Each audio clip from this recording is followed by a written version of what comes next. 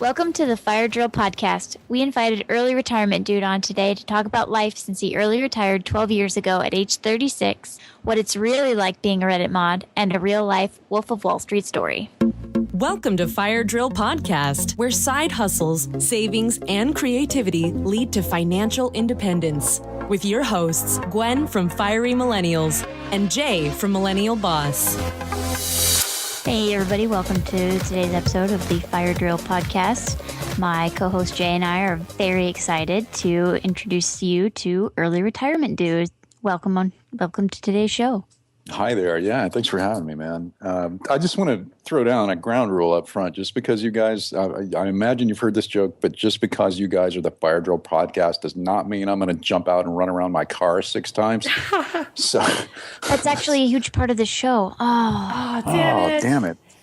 Well, it was great to have you on. Sorry this isn't going to work out. Good night. I'll. So, early retirement dude, tell us a little bit about yourself. Whew.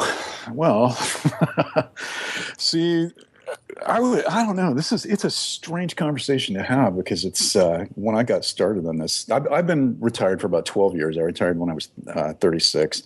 And when I got started on this, there was just nobody else doing it that I knew of. Now you got to realize this was before the internet, pretty much. It was before it was widespread. Anyway, I mean, we had some dial-up, but it was really difficult to find other people back in the early '90s who were into this kind of thing. I'm not going to claim to have invented, this idea, but I kind of came up with my plan in a vacuum, by and large. And so that was.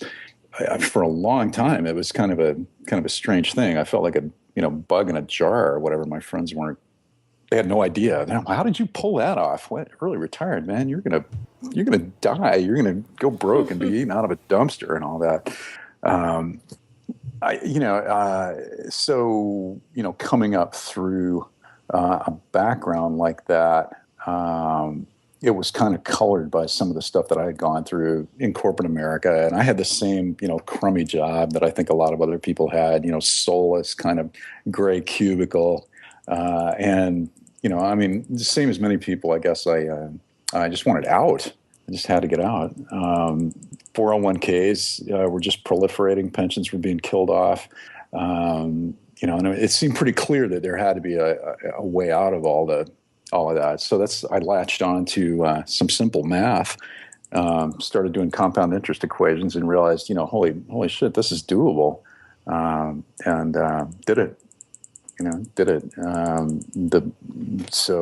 that's kind of a vague background. I'm not giving you too much that's specific about my history, but it was a strange journey, and to have come out the other side of it and have lived that way now for over a decade. I'm so happy to see that kind of what I came up with alone, or what I lived through alone. I mean, again, I didn't invent it, but what I lived through alone. There's now this big community and support group around it and all this. We were just talking about, FinCon. How are you pronouncing that, by the way? FinCon. Thank you. See, there's my ignorance. I'm just now getting into this whole movement and starting to meet other people who are involved with it. And it's a huge contrast. It's a huge contrast to the way it was for me. It's a huge contrast. So I'm so happy to be a part of this thing. Yeah, it's so cool. Yeah, I mean, as millennial growing up with the internet and everything's at the tip of our fingers, and all you have to do is know what to search for, or even just you can go down a rabbit hole and just you're like, how did I end up watching a video of 2 cats play with a banana? But our job is just to follow the information that other people have made available. It's easy. All you have to do it's hard to be a trailblazer nowadays. Yeah. There was when I got started, it was like Blaze Trail for who? There's nobody behind me.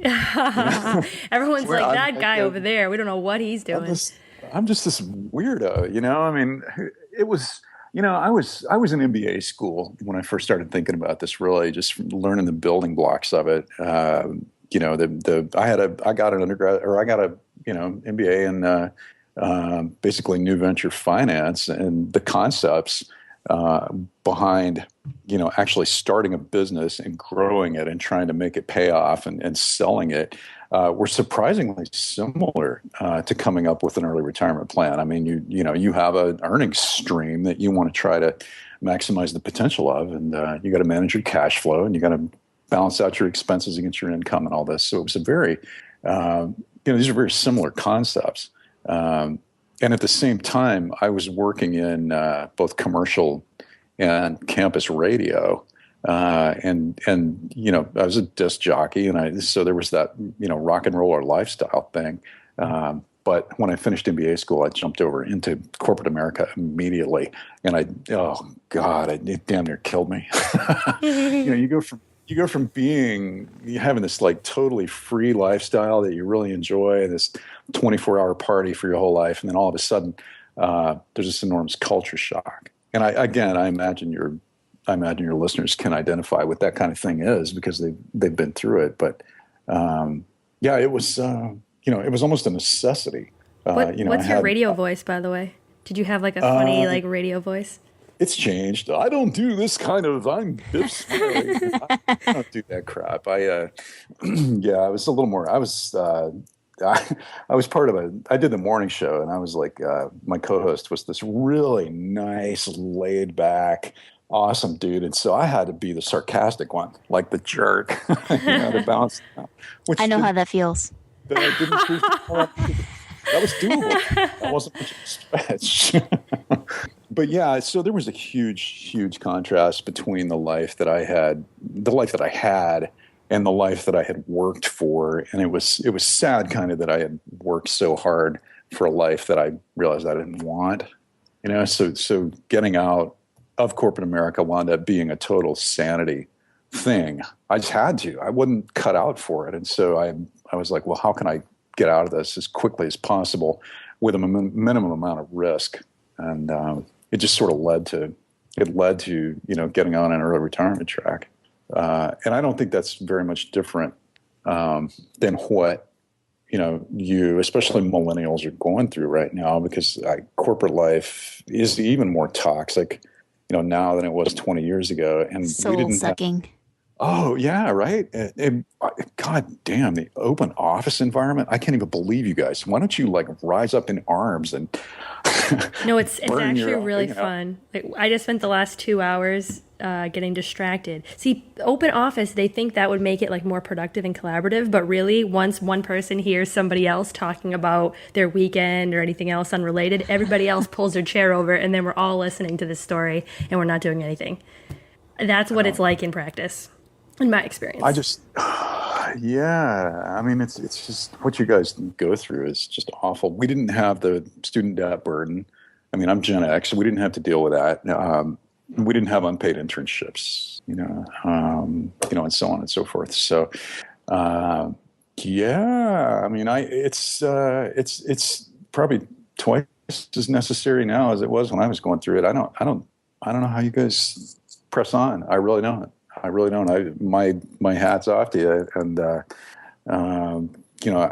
honest to God, anybody who says millennials are whiners, I just want to say, oh, okay, let's go. Let's take your shoes off and put theirs on and go do that for 2 weeks. And let's see. It's always nice knowing that we have somebody in our corner fighting for us. For a second, I thought he was going to say, take your shoes off and let's fight or something. Well, yeah, I know exactly what it was like to get shit on by baby boomers. Yeah. I'm not going to turn around and shit on you guys. Yeah, exactly. So okay, so you've been retired for 12 years now, you said, right? Yeah.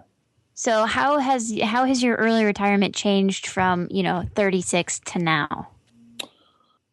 It's normalized. I mean, I don't feel like I'm out on a limb anymore. Our disaster recovery plan is pretty much, we'll figure it out. And that's pretty much all it is. It's just who I am, what I do. So here's another follow-up question for you. So how has your concept of early retirement changed since you started getting more involved in the FIRE community?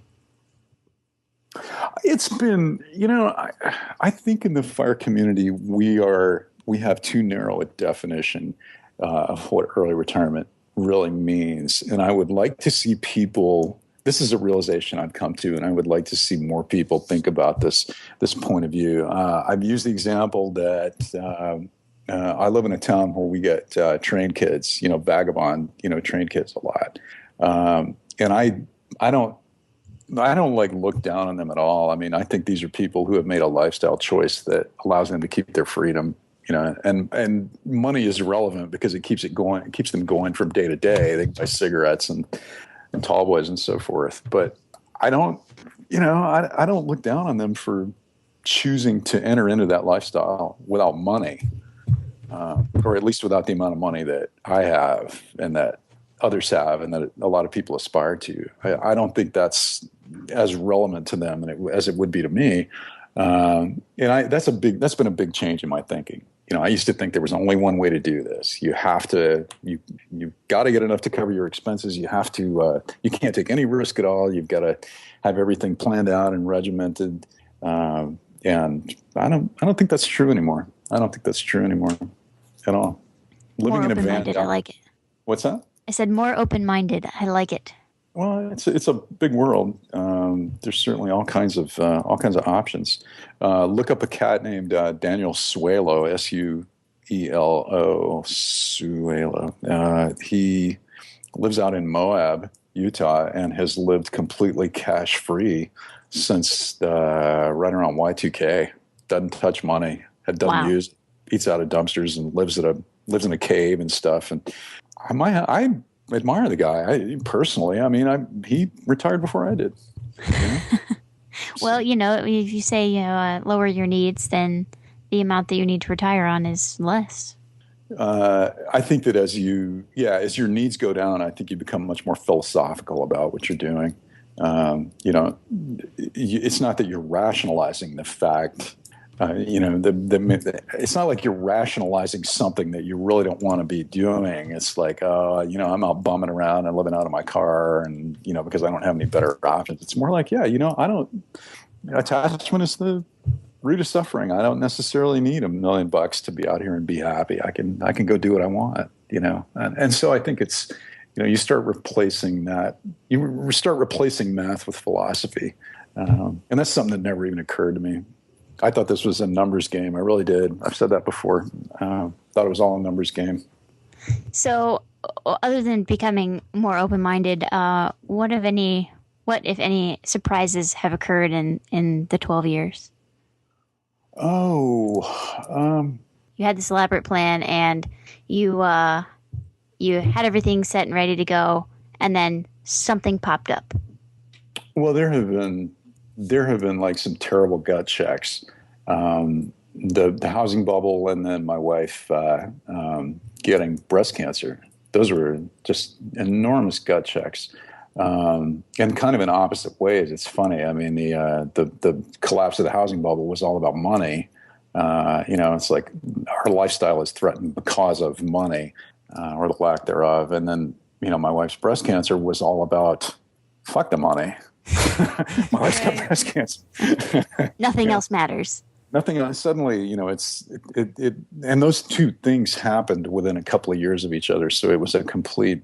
Both of those events really spun my head, and I think that was the point at which I started moving away from having a contingency plan laid in for every, potential eventuality or whatever, to being like, okay, it's going to be all right. We're decently smart people, and we can figure things out, and we live in a supportive society, and we have friends, and there are job opportunities out there, and everything's going to be okay. Looking around and relaxing and recognizing that, it's going to be all right.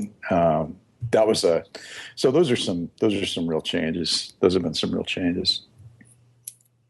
Did I answer your question? I'm sorry, I'm around. Yeah, no, those are huge surprises that have popped up. My mad props to you for handling breast cancer. That's just awful. Well, she handled it. I mean, she handled it. My job was just to be there for her.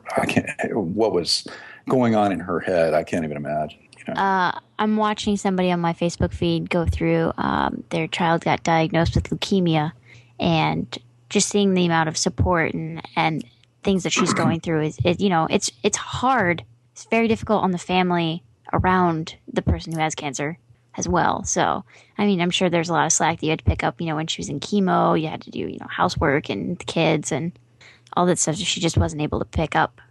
I'm going to tell you something, and this is something I learned, and this is something that may be a little shocking, but in a very weird way, I feel fortunate that we went through that, because you get the opportunity to learn how to care for people when they're very much down and out. You get the opportunity to learn more compassion and learn more deeper connection and empathy and how to take care of somebody. And so I think those are things you can read about and understand in theory, but once you are actually called on to put them into practice, there's a big human tragedy to this situation, but it's also in some ways a gift, and I think you have to, I think it's an opportunity to really grow as a human being when you go through something like that. So I would say, when things like that come up, they're horrible, but there's a pretty deep and even a cool and helpful life lesson to learn from situations like that. I hope you guys never have to go through one. I hope you guys never have to find that out. But that was a pretty profound kind of realization for me. Yeah, it's really powerful. So I don't even know what to follow up with that. Yeah, that's a really hard. We can't switch directions there. I guess One thing that I am interested in, I know that you are the moderator for the FI, the Financial Independence subreddit. How did you get into that, and what's that experience like? That's a great community, and I was drawn to it. I just sort of stumbled across it by accident, and I was like, "Oh, hey, my people!" My tribe. I sort of, I mean, again, it had been a kind of a lonely road in that sense that, not too many people were doing this thing.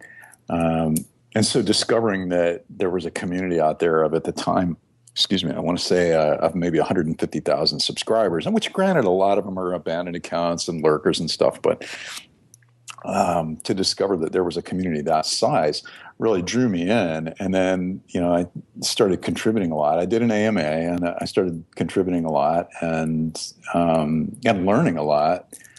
Just in case people don't know, what's an AMA? Oh, ask me anything. AMA, ask me anything. If you're not into like Reddit, it's an interview. Somebody comes in and says, "I am Bill Gates. Ask me anything," and people start asking questions. Not that I'm Bill Gates, but that's the model. He did an excellent one. Barack Obama did an excellent one. I mean, a lot of people have chimed in, and so it's an interview, but it's more of a panel discussion. It's not filtered by some journalist who's in between of you and the subject. So it's a really cool opportunity to get your questions in and learn. And so that's what an AMA is in about 1,000 words. But I did one of those, and I guess I'd been hanging out there for a year or so. They had needed a mod. I had been around for a while, and so they just a couple of the people who were there approached me and said, "Hey, would you like to do this?" And like, yeah, sure, why not? I mean, you guys are good people, and I get a lot out of being here, and it's a lifestyle that I really, this is a message that needs to be spread. This movement really needs to be spread. And that was an opportunity for me to do that. So I kind of jumped in and tried to help. It's funny because the sub, as I mentioned earlier to you, Gwen, the sub pretty much runs itself. And I'm speaking, there are other moderators, and I don't want to, I'm speaking for myself here. I'm speaking personally. There are other moderators who may feel differently, but it's a sub that exists to serious purpose. And, there's a lot of humor in it, but at the same time, this is we're talking about making a complete lifestyle change. And so you have to approach that with a certain amount of gravity. And so there's not a whole lot of room for we don't have a whole lot of room for trolling, name calling, that kind of thing, and it gets weeded out pretty quickly because it distracts from the main message.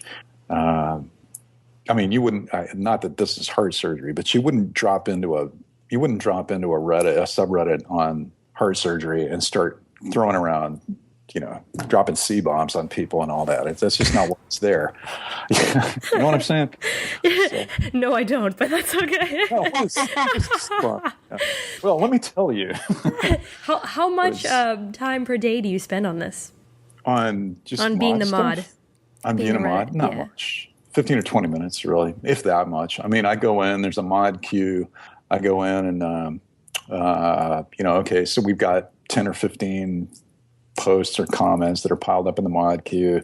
Look through them, it's a judgment call, and, does this fit? Does this not fit? What's going on here? Are they just trolling? Are they just trying to get a rise out of somebody? Is this a serious question? Is it in the right forum?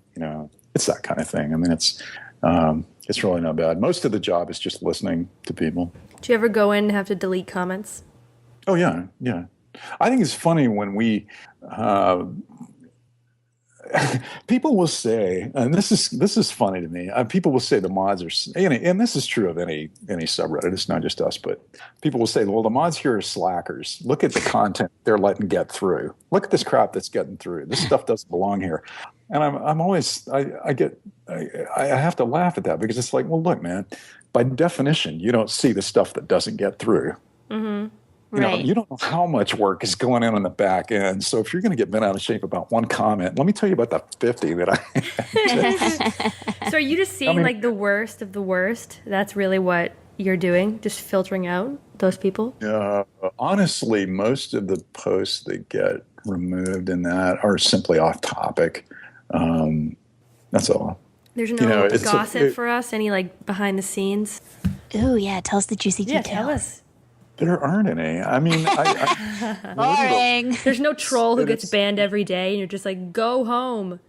No, I mean, occasionally we ban somebody, but it's generally because they are hardcore trolling, and there's, we don't feed them, we just ban them, and they write back these, the typical troll notes. Why did I get banned? How come so and so didn't get it and I did, and all this? And you just ignore it. Do you want to know a secret? Childish. My blog subreddit or my blog Reddit username is on 2 strikes from the mod team on the subreddit because I broke a rule twice and I didn't realize it. Oh, really? Yeah. What, in FI? Yeah. Oh. So you're gonna have to get a new username?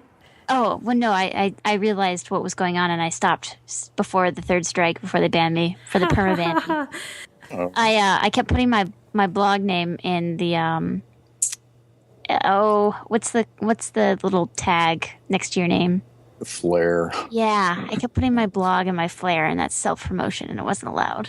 Well, yeah, I mean, we do have a pretty strict self-promotion rule, and honestly, I'm a little uncomfortable talking about this subject at all because I don't want to let the mod work I do there overlap with what I'm doing on my own blog. It's just, I try to keep those things so separate. This is the most I've ever talked about this, to be honest with you.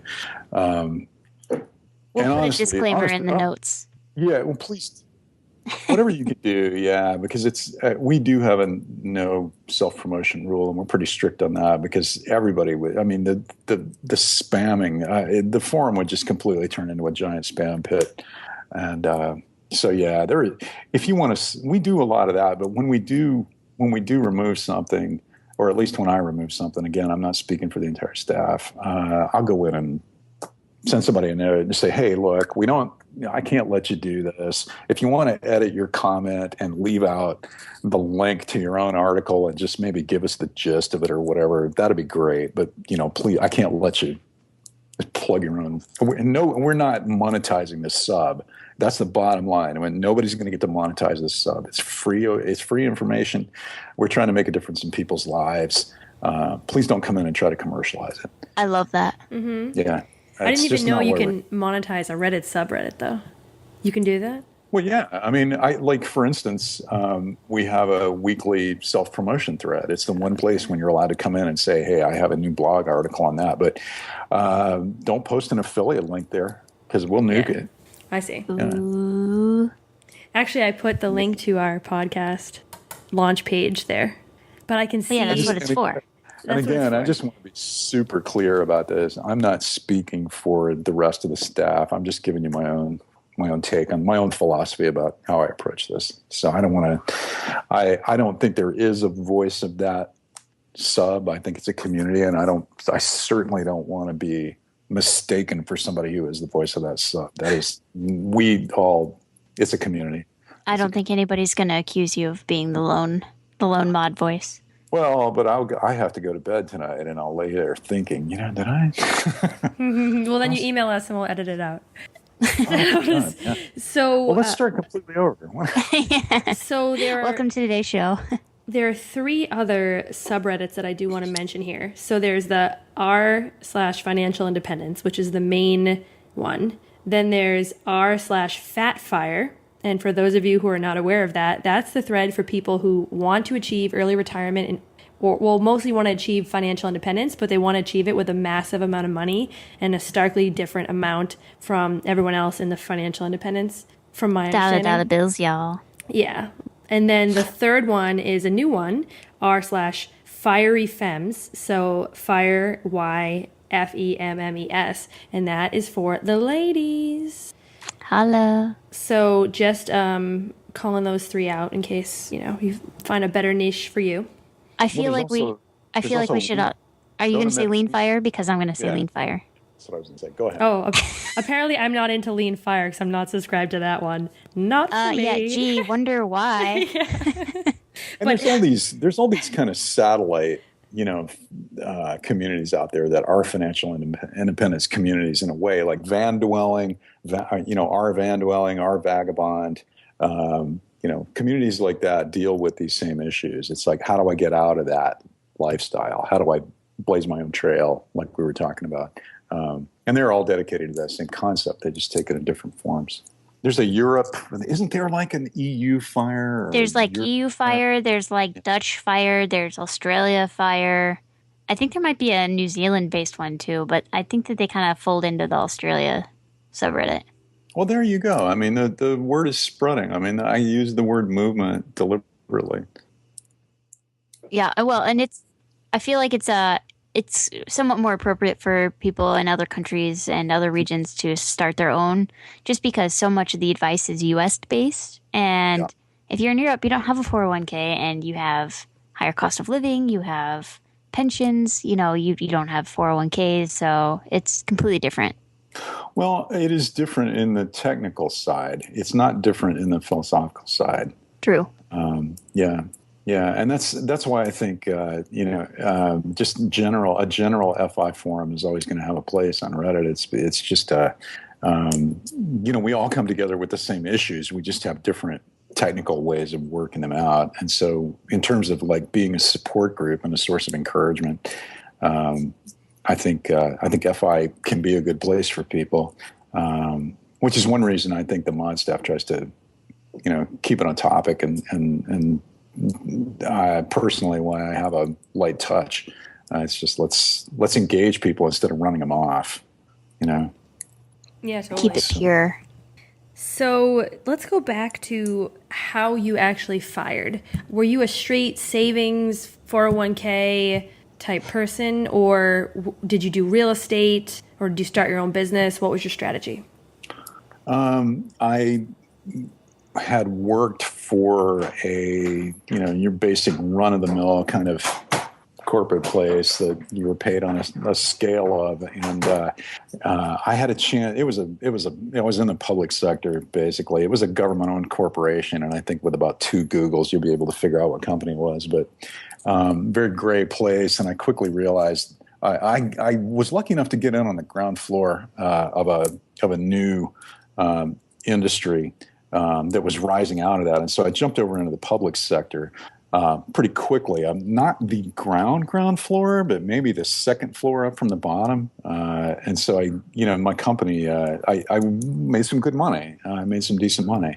I had moved from kind of a small city, kind of a mid-sized city in the Southeast up to a major Northeastern city. And so there was all this, salary arbitrage opportunity. I was working in a startup there was all these good opportunities to sort of grab money and keep it. I never made Wall Street money, but I think our earnings at the peak of our earnings, right before I split, my company had a really good year, and I cashed in some stock options, and and my wife was working, and I think we made something like $350,000 that year. Damn, son. Well, it was like a 1-year thing. And I mean, I was running real estate at the time and stuff. So if you considered all of the sources, but we're talking about New England. We're talking about big towns where we got to make $100,000 just to pay the rent on your apartment. Mm-hmm. Do you know what I mean? I mean, it was a high cost of living. $350K is chump change. Come on now. Well, you joke, but think about it. I was working in the financial district, and there were definitely people making shit tons more money than me. I was middle management, and there was a lot of money. The guy who owned our company, or owned a big slice of it and wound up selling it off, is running like a big investor capital pool now. And that guy, I can't even tell you how much that guy's. He used to be my boss. But he's just, he had that opportunity in that company. But anyway, so I was in the position. You asked about, how I was able to, basically what was my accumulation phase like, is I think what you're asking me. So my company was good to me. I had a good opportunity. I jumped on it. I saw it coming. I jumped on it, took all the advantage I could on it, made money, and kept it. That was basically it. I did run some real estate. It was before the housing bubble let out. Everybody was buying multi-unit buildings and condoing them out, and that was the game up there. And so that's what I did. Got fortunate in that I sold off a couple of them as things were peaking, and then I sold off another one. I had 3 units. I sold off the third one as things were just coming over the top and beginning to slide down. Made good money on those. Actually, it's interesting because 2 of the 3 people I sold to got foreclosed on. Wow. Whoops. Not long after.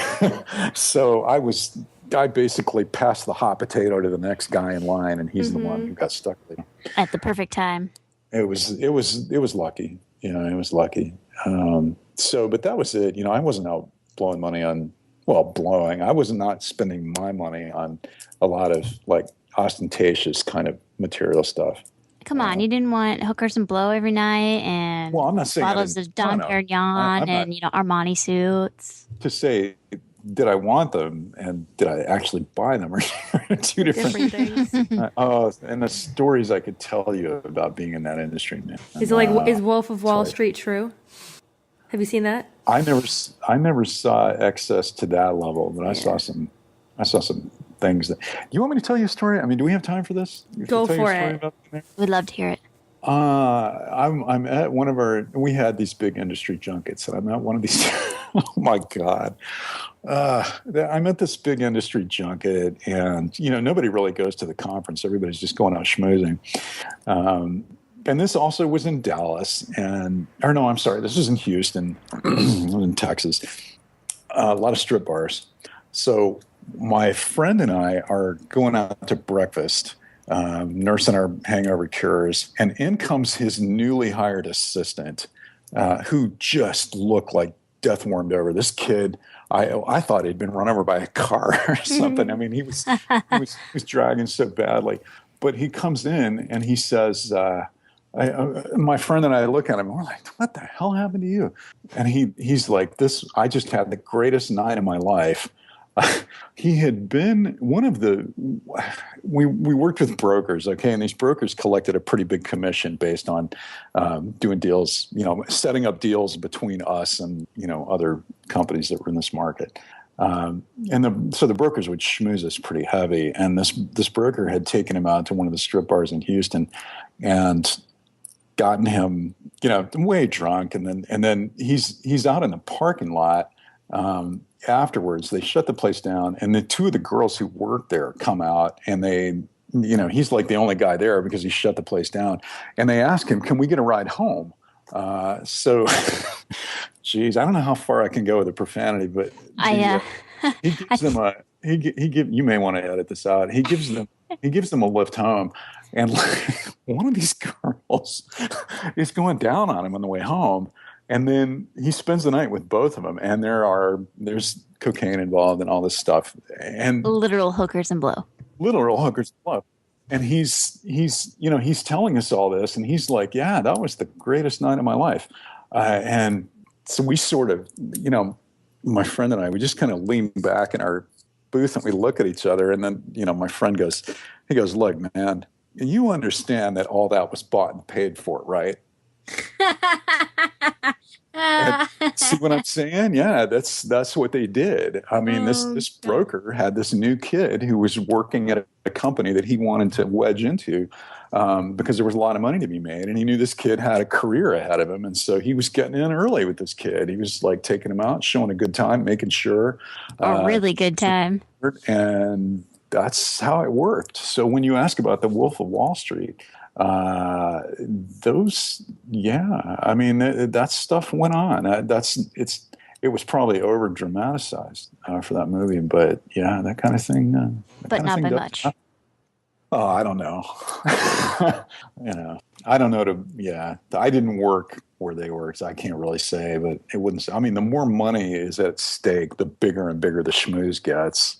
So who the hell knows? So I don't know if you want to include that story or not, but it's maybe a little too colorful. But this has been an anything goes type podcast so far. But I guess coming from that type of lifestyle and seeing some of the people that you've worked with go on to make a lot of money and do all these things, do you have any regrets? Even like a tiny little piece of you wonders if you had stayed in the industry, what your life would have been like?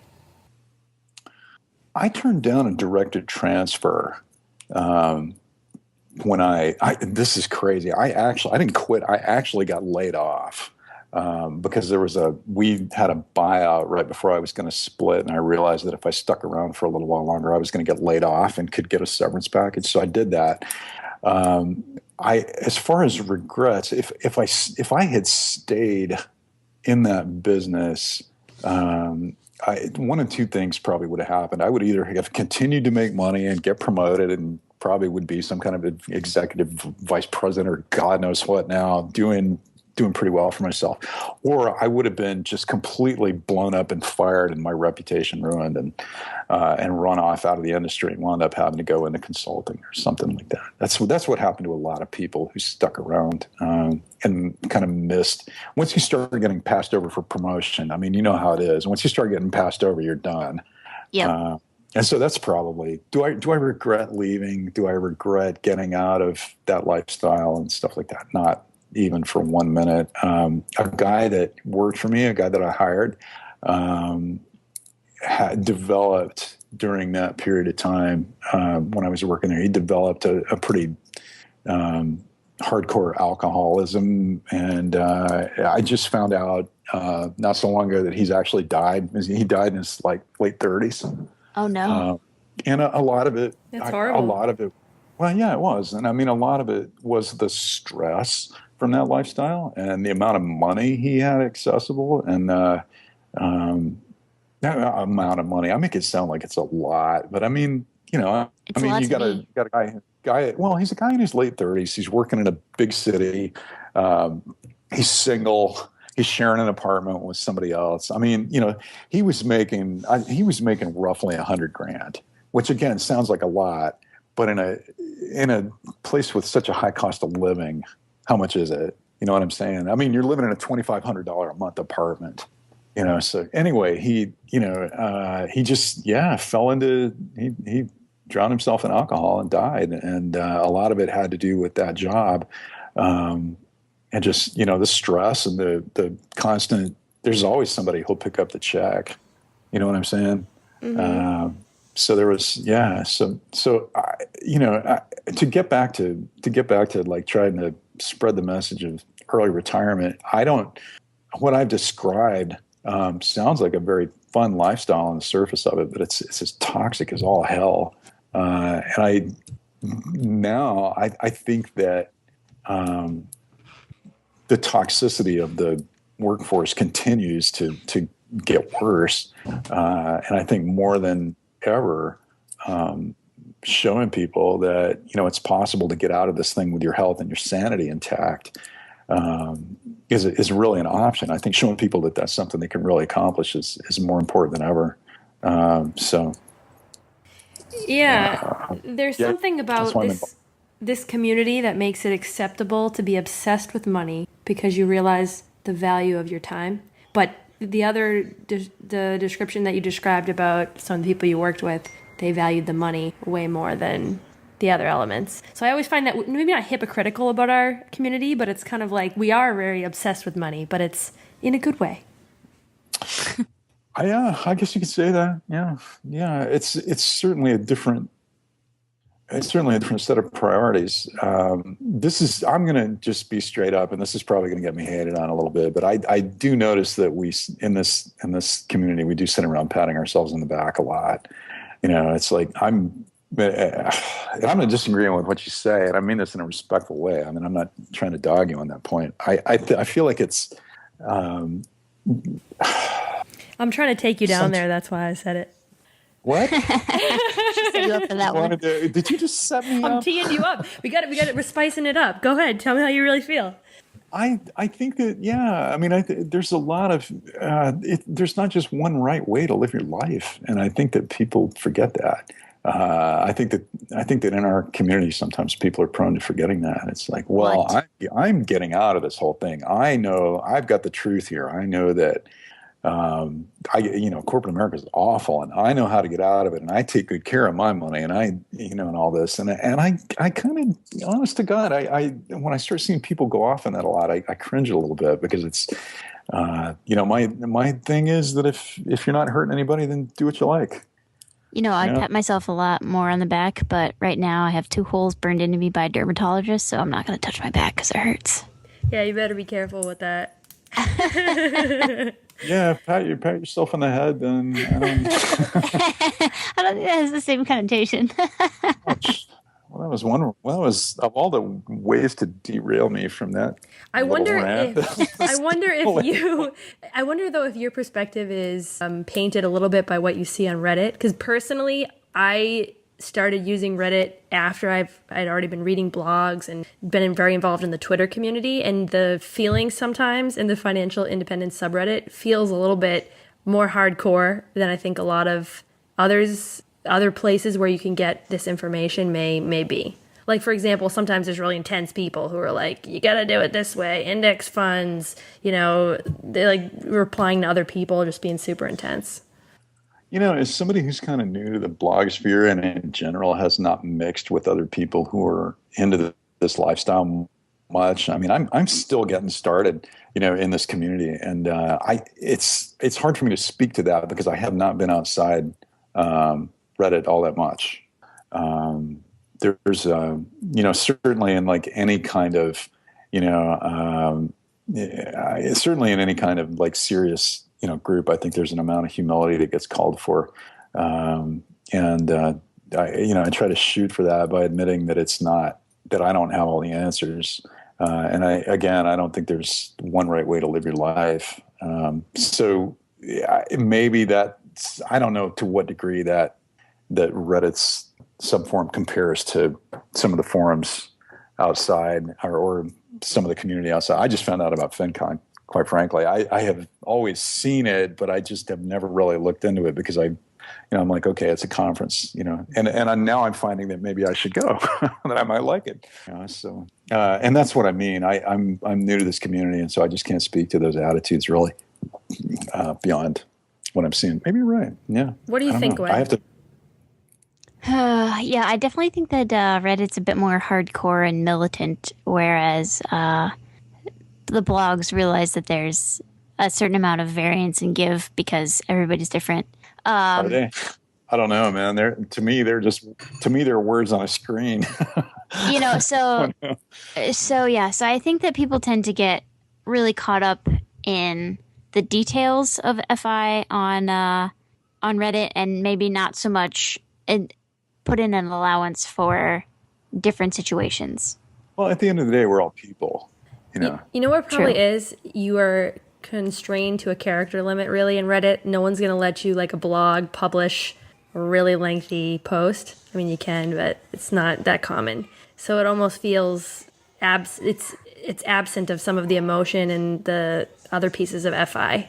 But it's more like, give me your numbers. I'm a 26 male making 150,000. How many years to FI? And everyone's like, don't do this, do that. For some of the threads, some of them are really great, and I recommend everyone get to join and subscribe to the subreddit. But it can get a little bit. It's hard to stand out in a crowd. Okay, I'll say that, and I'll say also, I mean, there's almost 300,000 subscribers there now. So it's hard to stand out, and it's hard to like have a human face. Let me put it that way. People don't know who you are. They may not even recognize your username. You're just saying something, and they're interpreting it through their own filter. But there's that, and it's also like people aren't trained writers. You know, they may say one thing. It's on the internet. There's that, and like what they hear is what you said. Okay, what you say isn't what you said. What they heard was what you said. And so that's when, you know, people, like I said, they're not professional writers. And so a lot of people could, and all over, everywhere, not just FI, but people could. And this is one reason I kind of trust the internet forum for ideas. But it's hard to say what you mean. When you're trying to write the truth and trying to speak from your heart and, you know, address the human condition, but you pulled C's in high school English, or you know, maybe it's going to be hard for you to really speak up clearly. And I think you know, everybody falls into that kind of problem. I think, like I said, we're all people. I think we all care about each other. You know, we want to share and edify, you know, one another, but there's that blockage in the way. So my point being that when you do start getting out in the blogosphere, you actually see people's faces, and you say, "Hi, I am so-and-so. This is my child. This is the town I live in. This is my summer vacation. These are the things I believe in. These are my religious beliefs." You begin to appreciate them more as a whole person, as opposed to just a kind of a couple of sentences on your screen.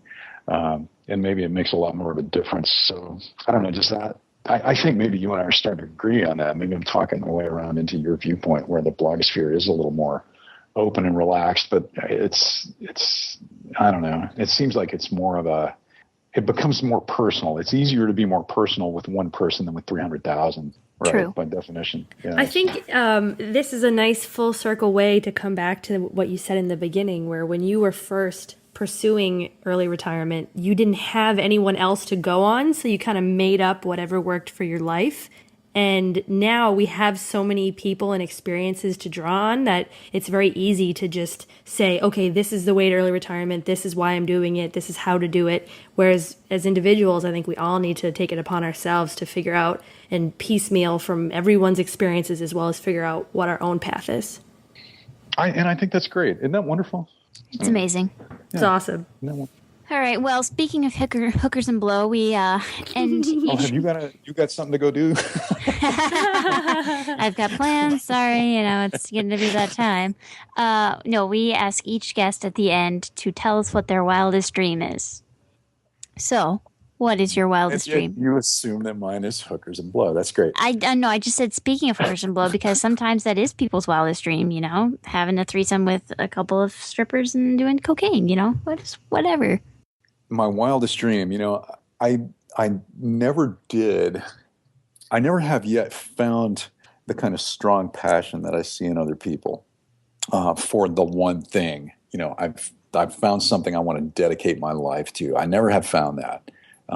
I've come to believe that it's okay to have a whole bunch of different interests. That's fine. But then I look at people like, Jonas Salk, Jonas Salk and the polio vaccine, and it's like, wow, he was passionate about that. What could I have done had I found a passion like that, or had I developed one? Could I have helped the human race in some gigantic way? My brother has been fortunate, lucky and talented, and a very hard worker. He's on the other side of it now, but he's a professional athlete, and he fell into his love of his sport when he was, 14 or 15. He's not a football player, basketball, or anything like that. You're not going to see him on TV, but it's a sport that's well known, and within that sport, he's got really good name recognition. And he found that thing for himself and wanted it and developed it, and it's been very good to him. He's he can truly say that I found this thing and I got really good at it, and it's been really good to me.